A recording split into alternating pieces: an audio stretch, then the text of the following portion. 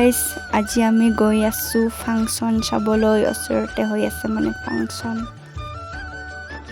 আমি আহি পালোঁ চাৰিআলি তো গাইজ চাওকচোন কিমান মানুহৰ ভিৰ লাগি গৈছে তো অকণমান দূৰ আছে আৰু গৈ পাম আৰু দেই তো গাইজ বহুত মানুহ ইয়াতে আছে আজি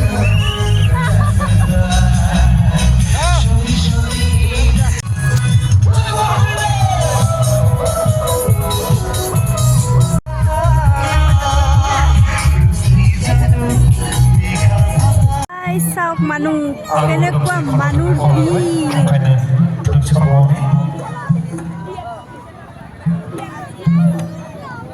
ইপিনে বেলুনৰ দোকান আৰু মণিহাৰীৰ দোকানো আহিছে